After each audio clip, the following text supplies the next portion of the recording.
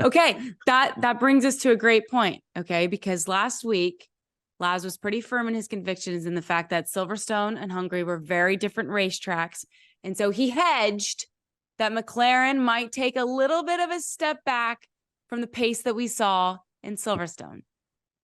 Can I say, Laurence, Edmondson, today, McLaren are back, baby? Yeah, I think you can. You can, and that's me. Absolutely can. I was wrong. But there is one thing that has been clear from both those races. There's still a bit of a question mark about it. Is how good they are in really slow corners. So we often consider Hungary to have a lot of slow corners. Well, actually, a lot of them are kind of like medium speed corners and quite long radius corners.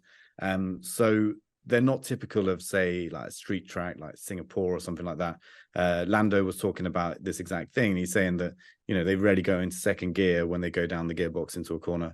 They're often in third gear lower. So there's this kind of step below that where McLaren, by their own admission, think they are pretty weak, and they thought that would catch them out in Hungary. It didn't. So it seems like their car is working better in these slower speed sections. But there's also questions about the really slow speed sections. So in Spa, we often think that as a high-speed track, but there's a very important corner, La Source, the first corner, which is a very, very slow corner, and that sets you up for your run all the way down through Eau Rouge, up Radlon, and then the Camel Straight all the way to the next chicane, which is basically the next breaking point. So that will be interesting. And really, we need to kind of like borrow some of the team's data, because the best way to see that will be the GPS data to see how far behind they are there. But they should be incredibly fast in the really fast sections of the track. So there's a corner called Pujon, which is one of the most exciting corners in Formula One. People always talk about Eau Rouge when they talk about Spa, but I think one of the corners in terms of the challenge in a modern F1 car, in terms of whether you lift or not the accelerator as a driver, is Pujon. And so the McLaren is expected to be incredibly quick through there. So McLaren have made a huge step. Toto Wolff was talking about it. Obviously, they appear to have made a step ahead of Mercedes at the last two races by finishing ahead. And he was saying that he thinks that McLaren have found as much as 1 second in performance. That kind of stuff just doesn't happen usually in the middle of a Formula One season. When we talk about updates, we usually talk about a couple of tenths of a second. Maybe, if you're doing really well, 3/10 of a second, verging on, an extremely big update would be 4/10. But to find a second or so is huge. And McLaren said that it's hard to quantify, and they haven't actually done the maths on it to figure out exactly what it is, because they're just focused on finding the next few tenths of a second. But yeah, it is significant. So certainly compared to where McLaren were at the start of the year, they are absolutely back. But the problem that all these teams have that are behind Red Bull is that Red Bull remains about half a second per lap in a race ahead of everyone else. Don't remind us, okay? Just say McLaren's back, and we'll go with that. I feel like Oscar Piastri is fixing for a podium. He's driven brilliantly over the last couple of races, but hasn't reached the reward quite yet. Do you feel like, Nate, in Belgium, that we could see him finally on podium?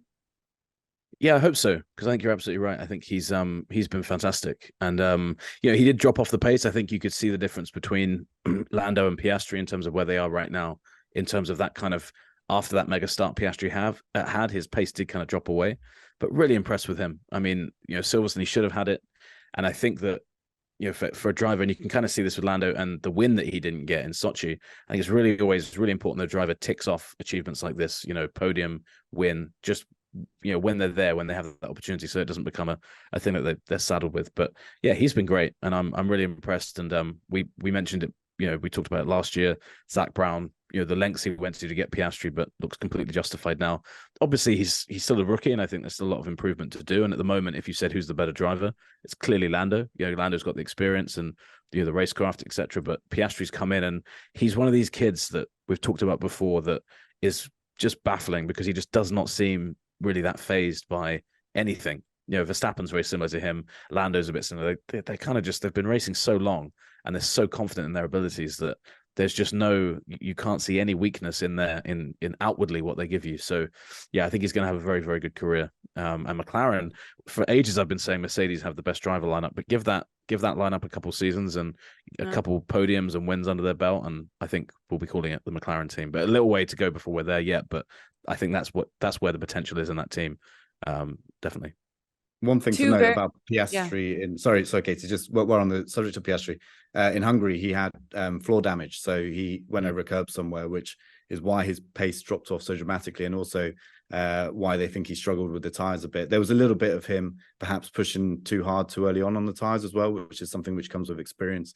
We know these Pirelli tires are so hard to manage, but in terms of raw performance, it didn't look that great compared to Lando in the race, apart from his start, which was absolutely brilliant. But there was a reason for it. So I still don't think, I think in Silverstone, we saw just how good Oscar Piastri was, and had the time in the safety car been different, he would have got a podium. I'm pretty convinced of that. And so in Hungary, it was just a case of, unlucky, a little bit of inexperience as well, because the more you put the car out over the curbs, especially at a track like Hungary, the more likely you are to damage it. So that's a lesson he will learn from it. But in terms of the performance, it really does look like it's there. And he is up against one of the best drivers in F1 in Lando Norris. We saw how much Daniel Ricciardo struggled against Norris, albeit in a car that Ricciardo had all sorts of issues with. But even so, for Piastri to come in his rookie season and be as close as he has been, and kind of holding on to Norris's coattails in qualifying and most races, that is, that's pretty impressive. So just wanted to put that in there for any Piastri fans out there who, were very keen to follow what was going on and why he struggled a bit in Hungary. Thanks so much for watching ESPN on YouTube. And for more sports highlights and analysis, be sure to download the ESPN app. And for premium content and live streaming, subscribe to ESPN Plus.